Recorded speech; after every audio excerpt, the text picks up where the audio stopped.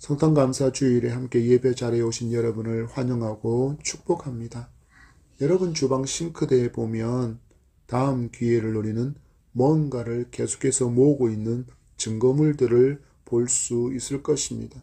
10장을 모으면 혹은 15장을 모으면 일정 상품을 무료로 제공해 준다라고 적혀 있는 쿠폰이 바로 그것입니다.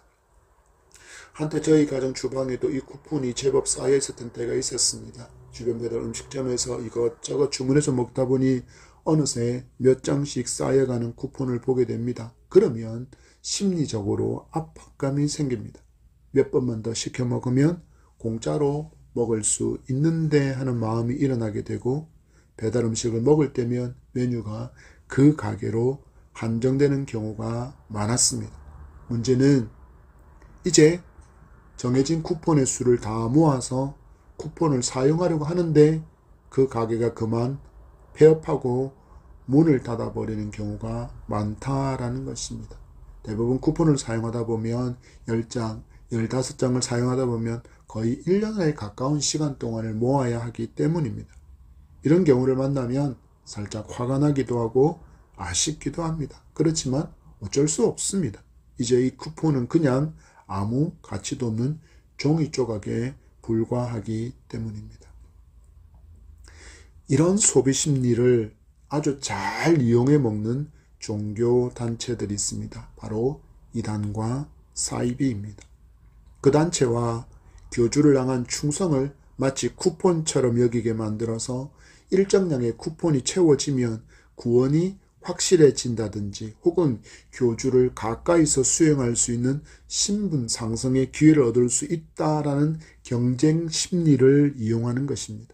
그래서 행위 구원을 말하는 종교 집단은 대부분 고행, 충성, 봉사 혹은 바치는 물질의 액수 등이 쿠폰을 발행받을 수 있는 기준으로 정해두고는 오래전에 영업사원들의 실적을 그래프로 그려두고는 비교하면서 실적 향상을 닥달했던 것처럼 충성의 정도와 바치는 헌금의 액수가 부족한 사람들을 채찍질하고 있습니다.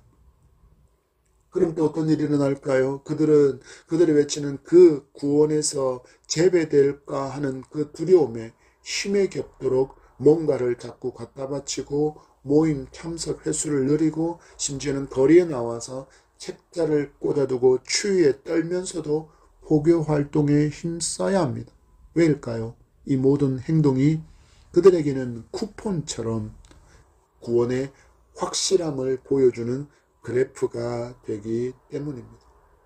혹시 여러분은 교회를 다니면서 이런 마음을 갖고 있지는 않습니까? 내가 이렇게 예배에 참석하고 성경을 몇독하고 기도의 분량의 시간을 정해두고 그것을 채우며 혹은 봉사하는 횟수와 모임 참석 횟수를 내 구원을 확실하게 만들어주는 조건으로 여기고 있지는 않느냐라는 것입니다. 만약 이런 마음이 있다면 지금 이 자리에서 모두 싹 다 버리기를 바랍니다. 우리의 어떤 행위도, 우리가 바치는 어떤 헌금의 액수도 나의 구원에 전혀 영향을 끼치지 못하기 때문입니다. 기독교의 구원은 오직 은혜로만, 그 믿음으로만 얻게 되는 은혜의 선물이라는 진리를 굳게 믿고 마음에 단단히 새기는 은혜의 시간이 되기를 소망합니다. 오늘은 성탄감사 주일로 예비합니다. 우리는 계속해서 성탄의 의미를 묵상하는 시간들을 가져왔었는데 오늘은 예수님의 탄생의 시간을 묵상하며 우리의 구원의 참된 의미를 바르게 알고 앞으로의 믿음의 여정을 기쁨으로 걸어갈 수 있는 힘을 얻는 복된 시간이 되기를 축복합니다. 마리아에게 나타나서 수태고지를 전했던 천사의 음성이 우리는 지난주 마리아에게 들렸다라는 것을 말씀으로 보았습니다. 그리고 천사가 전해준 그 수태고지 그대로 처녀인 마리아가 성령의 권능으로 말미암아 메시아 예수 그리스도를 잉태하게 되었고 산딸이 다가오고 있다라고 성경은 보여주고 있습니다. 이렇게 우리가 성경을 볼 때 구약 선지자들을 통해서 예언되어진 예언의 말씀들과 그리고 신약의 말씀을 통해서 성취된 사건들을 찾아서 읽어보면 성경이 확실하게 믿어지게 됩니다. 성경은 어제 예언하고 오늘 이루어지는 역사가 아니라 수천 년의 시간을 건너뛰어서 성취되는 바로 하나님의 역사이기 때문입니다. 우리는 보통 성경을 읽을 때면 믿음으로만 읽으려고 하는 경향이 있는데, 기억해야 할 것은 이 성경을 기록한 기록자들이 우리와 같은 성정이 같은 사람이었다라는 것을 반드시 기억해야 합니다. 그래서 현실의 바탕을 둔 기록, 역사의 바탕을 둔 기록이었다라는 것을 우리는 분명히 잊지 않고 기억해야 합니다. 허무맹랑한 소설이 아니라 실제 역사의 터 위에 기록된 성경이기에 우리가 이성으로 이해하는 것도 필요하다라는 것입니다. 무슨 말이냐면 우리가 이성적으로 이건 사실이야, 이건 진리야 라고 하는 그 동의가 필요하다라는 것입니다. 그리고 그것을 넘어서 우리가 이성적으로 이해되지 않는 그 신비의 영역을 우리가 이성적으로 깨닫지는 못해도 이건 진실이다라고 믿음으로 수용하게 되는 것입니다. 그럼 어떤 일이 일어나냐고요? 놀랍게도 그 신비의 영역까지도 성령의 도우심으로 말미암아 믿어지는 은혜를 누리게 됩니다. 이것이 바로 믿음의 신비입니다. 누가복음의 저자는 지난주에도 말씀드린 것처럼 이방인인 누가입니다. 그는 많이 배운 인텔리였고 직업은 의사였습니다.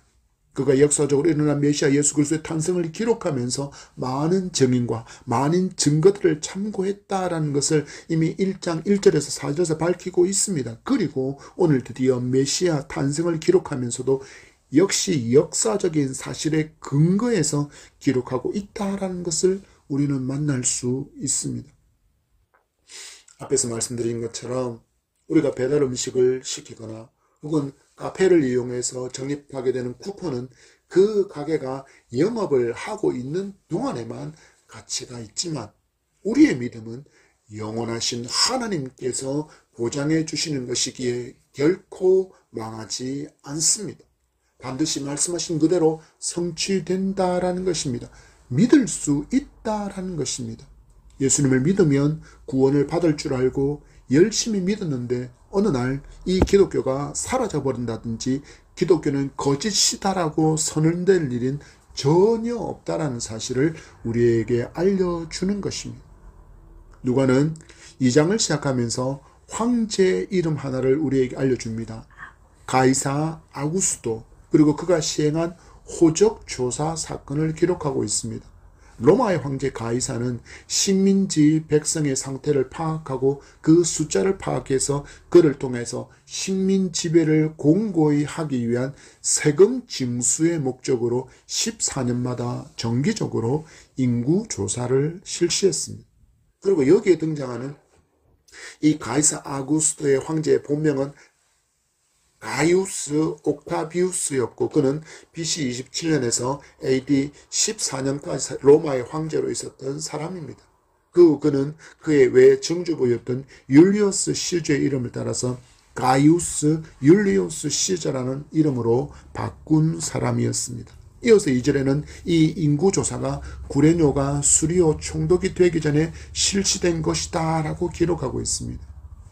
이렇게 역사적인 배경을 알려주는 가운데 마주하고 있는 오늘 성경의 본문은 우리에게 몇 가지의 교훈을 주고 있습니다.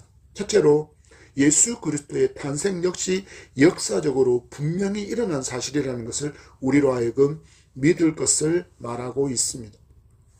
초대교회 당시 예수님의 인간 탄생을 부인하는 이단들이 일어났습니다. 예수님은 이 땅에 태어나신 것이 아니라 가현설, 도세티즘 혹은 도케티즘이라고 불리는 이 주장은 영지주의자들에서 널리 퍼졌는데 1세기 말이었던 케린투스가 그리스도와 예수를 구별하고 그리스도의 신성은 단순히 인간성과 일시적으로 병준한 상태에 있었다라고 주장하며 그가 말하기를 예수는 요셉과 마리아의 아들로 태어난 인간이었던 반면 예수는 뭐라고요? 인간이라고. 그저 요셉과 마리아 사이에 태어난 인간이었을 뿐이었고, 그리고 그리스도는 세례받을 때 그 인간 요셉에게 내려온 신적 존재였다라고만 이야기합니다. 그러니까 예수와 그리스도가 같다? 다르다라고 이야기하는 것입니다. 그래서 그가 주장하기를, 이런 주장을 바탕으로 그리스도께서 당하신 고난과 죽음은 환상이다. 그리스도의 몸은 진정한 의미의 육체가 없고 육체의 모습을 가진 것처럼 보였을 뿐이다. 그래서 그리스도께서 십자가에 못 박힌 것은 그리스도가 아니고 인간 예수일 뿐이었다. 그래서 그리스도의 고난과 죽음은 실제로 일어난 것이 아니라 환상이다라고 주장하는 것이 바로 가연설, 도케티즘, 도세티즘이라고 불리는 영지주의자들의 주장입니다. 그런데 이 주장은 아직도 많은 학자들에 의해서 그대로 수용되고 있습니다. 그리고 기독교를 부인하고 기독교를 반박하기 위한 도구처럼 사용되어져 오고 있습니다. 그러나 아무리 이런 거짓된 주장, 이단의 주장이 있다라고 할지라도 예수 그리스도께서 인간의 몸으로 이 땅에 오신 것은 부인되지 않습니다. 왜입니까? 사실이기 때문입니다. 진리이기 때문입니다. 만약에 예수 그리스도께서 인간의 몸으로 오지 않으셨다면 예수 그리스도는 인간의 대속의 주가 되실 수 없습니다. 인간의 대표자가 될 수 없기 때문입니다. 그러나 하나님은 인간의 죄를 대속할 여자의 후손을 약속해 주셨고, 그리고 그 약속하신 대로 주님이 성령의 능력으로 마리아를 통해서 탄생하게 됩니다. 이 탄생도 오래전에 예언된 예언의 성취를 이루고 있다는 것을 누가가 우리에게 알려주고 있습니다. 4절과 5절의 말씀입니다. 시작. 요셉도 다윗 집 족속이므로 갈릴리 나사렛 동네에서 유대를 향하여 베들레헴이라 하는 다윗의 동네로 그 약혼한 마리아와 함께 호적하러 올라가니 마리아가 이미 잉태하였더라. 아멘. 메시아 예수께서 베들레헴에서 탄생하게 될 것이라고 오래전 미가가 예언하고 있습니다. 미가서 5장 2절 말씀을 보면 베들레헴 에브라다야 너는 유다 족속 중에 작을지라도 이스라엘을 다스릴 자가 내게서 내게로 나올 것이라.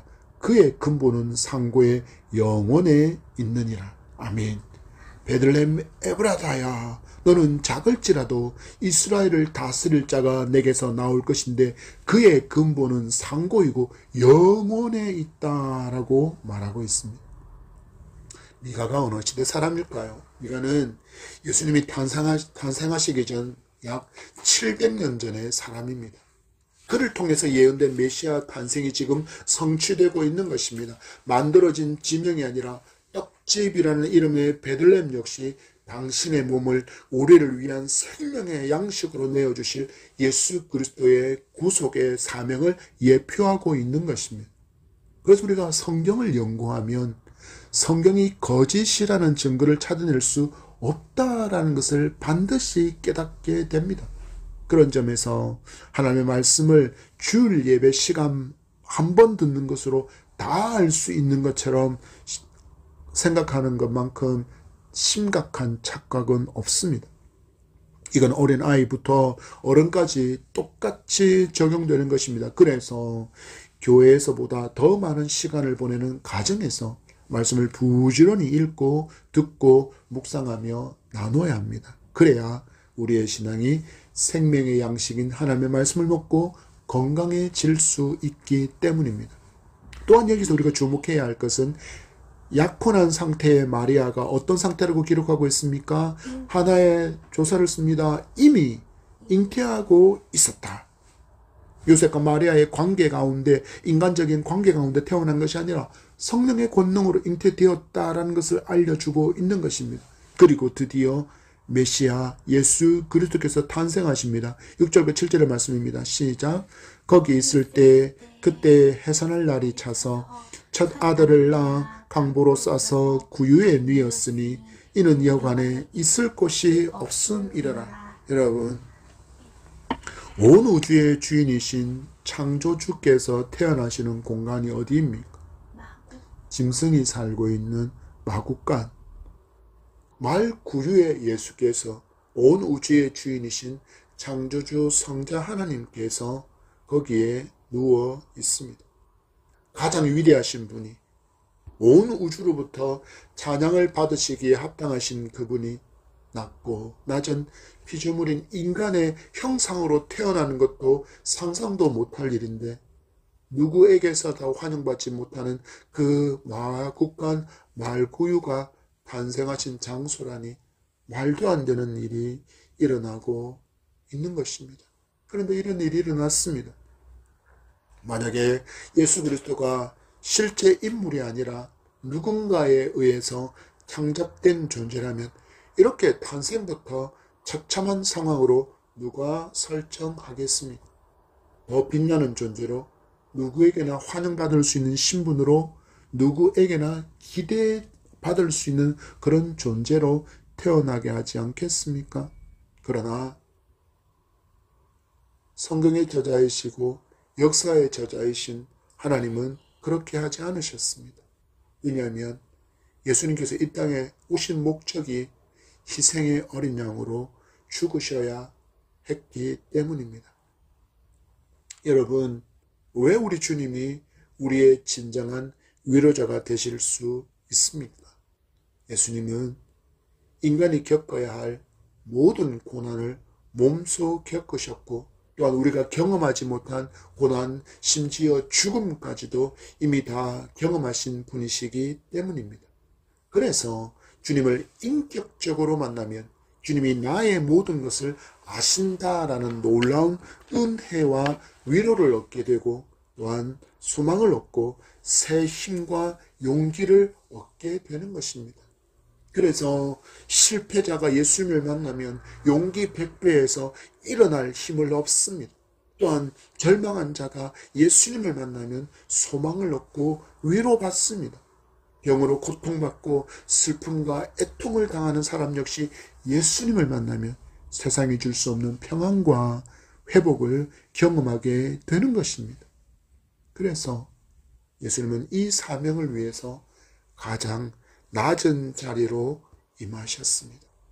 낮고 낮은 마국간 말구에 탄생하신 예수님은 나의 가장 좋은 친구이며 위로자이시고 또한 상담자가 되어 주시는 것입니다. 그분께서 대답해 주시지 못할 인생의 질문은 없음을 믿으시기 바랍니다.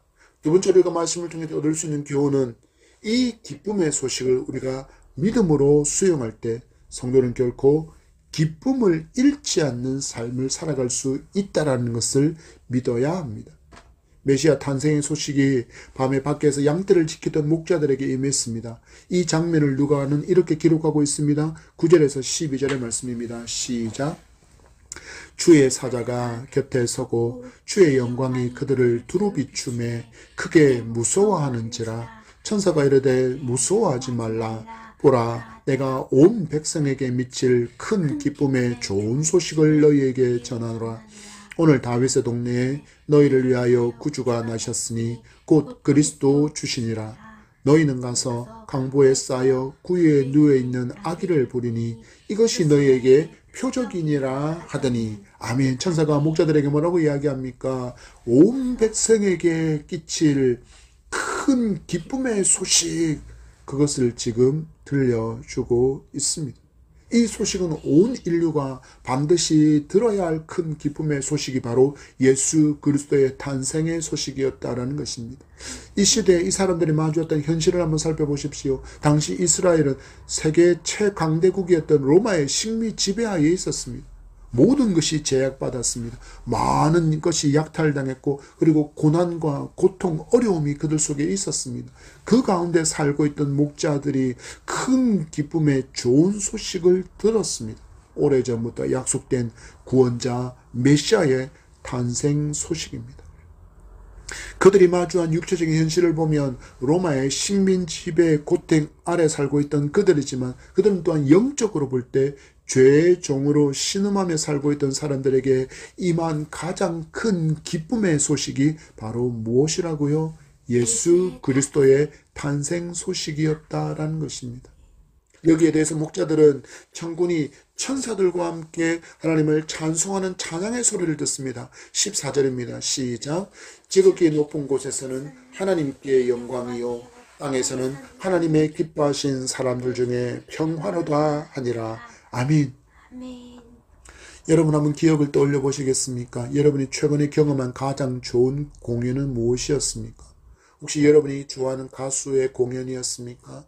그 공연에서도 최고의 실력을 갖춘 세션들이 가수와 함께 멋진 공연을 통해서 여러분에게 감동을 선사했을 것입니다. 혹은 뮤지컬이나 오페라 공연을 보셨다면 배우들과 함께 연주하는 오케스트라의 웅장한 음악에 감동되었을 것입니다. 그리고 합창단과 오케스트라의 협연을 보셨다면 가장 아름다운 악기인 사람의 목소리와 조화를 이루는 악기들의 그 음악에 벅찬 감동을 받은 경험도 있으실 것입니다. 저는 개인적으로 직접 공연장에 가보지는 못했지만 감동된 장면이 있습니다. 일본 애니메이션 음악의 거장인 히사이시 조가 지휘하는 천공이송 라퓨타의 공연이었습니다. 수백 명의 합창단, 수백 명의 관현악단이 협연하는 공연이었습니다. 그리고 또 하나의 예를 든다면 연세중앙교회에서 1만 명 찬양단이 살아계신 주를 찬양하는 장면이었습니다. 사람의 목소리로만 그 예배당을 가득히 채운 그 찬양의 소리는 그것 자체로도 너무나도 커다란 감동이었습니다. 이렇게 사람이 찬양하는 소리도 악기의 공연도 우리에게 감동을 주는데 하물며 하나님을 찬양하는 천사들이 천군과 함께 찬양하는 소리를 들었던 그 목자들은 이 상황을 꿈인가 생신가는 그 놀람 가운데 찬양을 들었을 것이라고 생각됩니다. 우리에게는 이처럼 직접 천사가 들려주는 찬양의 소리는 아니지만 이처럼 복음을 통해서 성경인 하나님의 말씀을 통해서 우리에게도 큰 기쁨의 좋은 소식이 들려졌습니다. 바로 나를 위해서 오신 메시아 예수 그리스도의 탄생 소식입니다. 이 예수 그리스도를 나의 구원자로 믿으면 결코 잃지 않는 기쁨을 얻고 누릴 수 있다라는 것이 바로 우리에게 들려진 복음임을 믿으시기 바랍니다. 세상은 끊임없이 우리에게 비교를 요구합니다.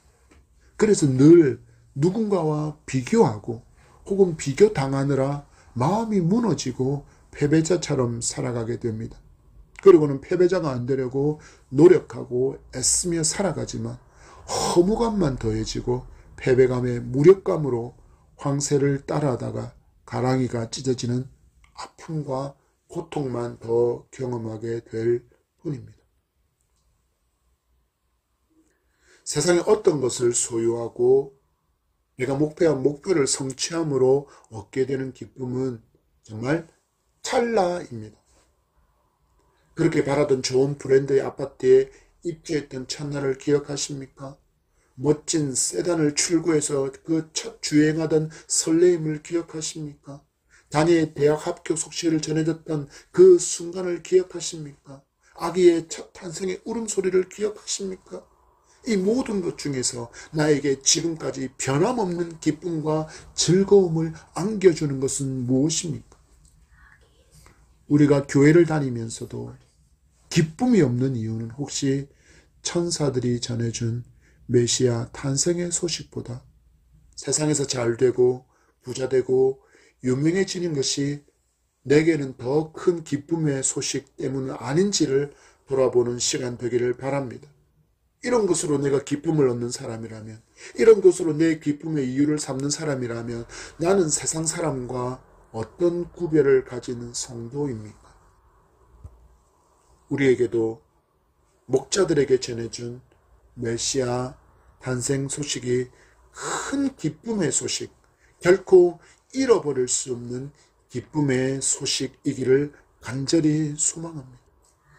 죄의 저주에서 나를 풀어주셔서 하나님과 교통할 수 있고 화목할 수 있는 길이 열린 것, 세상에서 건져내 주셔서 이 땅에서 천국 백성으로 살아가는 신분의 변화를 얻게 된 것, 예수 그리스도를 믿음으로 말미암아 내 이름이 하나님의 생명책에 기록되어서 영원한 생명을 얻게 된 것, 결코 세상이 줄 수 없고 오직 예수 그리스도만이 우리에게 줄 수 있는 놀라운 은혜를 받은 우리는 무너지고 사라지고 부서지고 신뢰할 수 없는 것들이 많고 적음으로 삶 가운데 일희일비하며 살아갈 수 없는 그런 존재, 하나님의 자녀 성도가 되었음을 우리는 분명히 알고 살아야 합니다.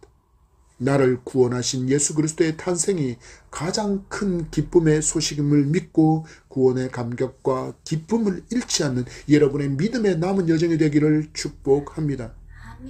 우리가 얻게 되는 세 번째 교훈은 듣는 것에 만족하는 성도가 아니라 들은 것을 믿고 삶으로 실천에 옮기는 성도가 되어야 한다는 결단을 교훈받을 수 있습니다. 목자들이 천사들에 전해준 소식과 천군 천사의 찬양이 끝난 후에 보이는 반응을 보겠습니다. 15절에서 18절의 말씀입니다. 시작. 천사들이 떠나 하늘로 올라가니 목자가 서로 말하되 이제 베들레헴으로 가서 주께서 우리에게 알리신 바 이 이루어진 일을 보자 하고 빨리 가서 마리아와 요셉과 그의 누인 아기를 찾아서 보고 천사가 자기들에게 이 아기에 대하여 말한 것을 전하니 듣는 자가 다 목자들이 그들에게 말한 것들을 놀랍게 여기되. 아멘. 천사들이 전해준 백성에게 미칠 큰 기쁨의 좋은 소식, 메시아 탄생 소식을 듣고 그 황홀함에만 빠져서 여기가 좋사오니 하면서 그 자리에 머물러 있지 않았다라는 것입니다. 그들을 보십시오. 베들레헴으로 갑니다. 그리고 일어난 일을 보자 하고 어떻게 갑니까? 빨리 갔다라고 기록하고 있습니다. 그리고 아기를 찾았습니다. 그리고 무엇을 합니까? 천사가 그들에게 전해준 말을 그곳에 있는 자들에게 전하는 사명을 감당합니다. 그들은 들은 것을 행동에 옮기는 실천의 믿음의 소유자였다는 것을 발견할 수 있습니다. 성도 역시 이처럼 놀라운 기쁨과 환희의 구원 소식을 듣고 나서 가만히 멈추어 있으면 안 됩니다. 무슨 말입니까? 교회 안에만 머물러서 교회 안에서만 자꾸 뭔가를 하려고 하면 안 된다라는 것입니다. 행동하는 성도여야 합니다. 세상 밖으로 나가야 합니다. 교회 밖으로 나가야 합니다. 그곳에 나아가서 지금 목자들과 같이 우리 또한 반응해야 할 줄 믿습니다. 여러분이 사도행전에 등장하는 베레아 사람들과 같이 말씀에 반응할 수 있기를 간절히 소망해 봅니다. 사도행전 17장 11절에 그들의 삶이 있습니다. 베레아에 있는 사람들은 데살로니가에 있는 사람들보다 더 너그러워서 간절한 마음으로 말씀을 받고 이것이 그러한가 하여 날마다 성경을 상고함으로. 아멘. 베레아 사람들을 향하여 이렇게 기록합니다. 베레아 사람들은 더 너그러워서 간절한 마음으로 말씀을 받고 그러한가 하여 날마다 성경을 상고한 사람들. 여기서 너그럽다라는 말은 헬라어로 유게네스라고 표현하고 있는데 민첩하게 반응하는 마음으로 번역할 수 있습니다. 말씀을 듣고 그들은 그냥 하고 있지 않았다는 이야기입니다. 이 말씀이 그러한가 하여 민첩하게 그것을 알기 위해서 반응했다라는 것입니다. 복음을 듣고 반신반의하며 뭉적거리지 않고 있었다라는 것입니다. 그리고 그들에는 진리를 알고자 하는 어떤 마음이 있었다고요? 간절한 마음이 있었다라고 기록하고 있습니다. 역시 이 또한 헬라어로 파스, 프로디미아라고 단어를 쓰고 있는데 복음을 알고자 하는 모든 준비된 마음과 그리고 할 수 있는 모든 열심을 다하는 마음이라고 해석할 수 있습니다. 이렇게 전해진 복음에 대해서 반응하는 베레아 사람들은 날마다 성경을 상고했다라고 기록합니다. 역시 헬라어로 보면 아나크리노라고 이 단어를 사용하고 있는데 우리가 채를 쳐서 가려내다 혹은 조사하다, 검토하다, 신문하다라는 뜻으로 이해할 수 있습니다. 채를 쳐서 돌멩이들 그리고 필요 없는 것들이 다 걸러내지고 가장 필요한 것들만 바닥에 내려앉는 그 체질을 통해서 본질을 그들이 전해 들었던 하나님의 복음이 무엇인지를 그토록 그들은 알기를 원하는 삶이 노력이 수고함이 말씀을 듣고 나온 후에 베레아 성도들에게 있었다라는 것입니다. 그들은 전해 들은 복음이 진리인가 하고는 열심을 다해서 검토했다라는 것입니다. 그리고 그들이 마주한 결과를 17장 12절에 이렇게 말합니다. 그 중에 믿는 사람이 많고, 여러분, 교회는 다니지만 아직 많은 사람이 성경을 믿지 못하는 사람들이 분명히 있습니다. 그런데도 그들은 꾸준히 교회를 다닙니다. 그러면 그들에게 어떤 일이 일어날까요? 익숙해집니다. 교회의 용어, 예배의 의식, 그리고 주변의 사람들, 교회가 챙기고 있는 절기들, 그리고 찬양의 가사들, 성경의 내용과 성경의 인물, 그리고 심지어는 기도도 제법 곧 잘하게 됩니다. 그러면 어떻게 할까요? 자기 스스로 판단합니다. 나는 제법 신앙이 있네. 그런데 하나님의 말씀이 안 믿어집니다. 왜 그럴까요? 듣는 것만을 너무 중요하게 여기고 있기 때문입니다. 그들은 말합니다. 나 오늘 예배에 참석했어. 그리고 목사님 설교 들었어. 그리고 그 다음이 없습니다. 말씀에 민첩하게 반응하는 것도 간절한 마음으로 그러한가 하여 날마다 상고함도 없습니다. 여러분 기억하시기 바랍니다. 익숙함이 나에게 구원을 주지 않습니다. 교회를 다닌 횟수가 나의 구원을 확실하게 해주지도 않습니다. 오직 성경에 기록된 예수 그리스도를 믿는 믿음만이 나에게 구원을 준다는 굳센 믿음이 있기를 소망합니다.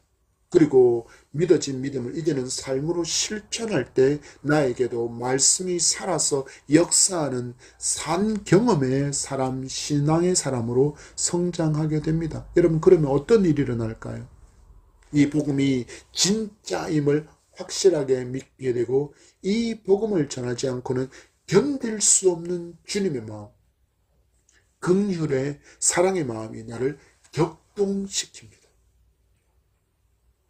그러면 죄로 죽은 나의 배우자, 죄로 죽어 있는 나의 자녀, 가족, 친구, 이웃이 너무 불쌍합니다.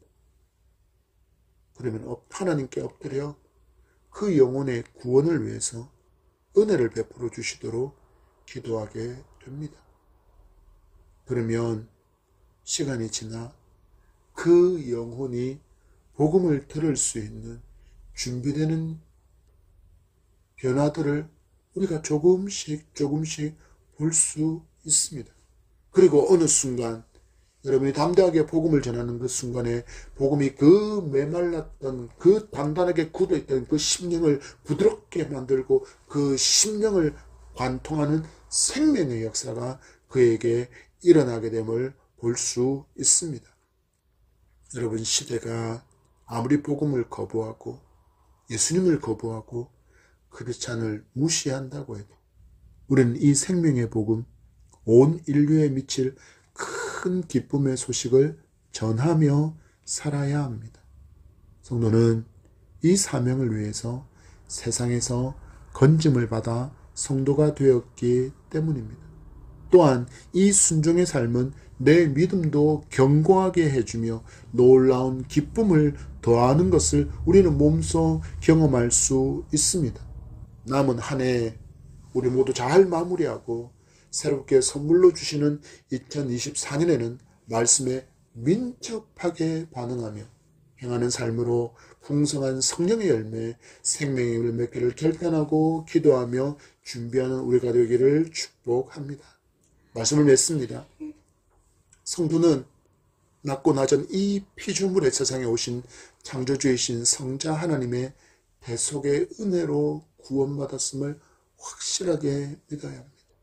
그리고 세상에 주신 가장 큰 기쁨의 소식은 그 어떤 것이 아니라 로또에 당첨되거나 아파트 천억에 당첨되거나 사업이 번성하거나 내 자녀가 좋은 대학에 가거나 좋은 직장을 얻거나 그것이 아니라는 것을 분명하게 하십시오.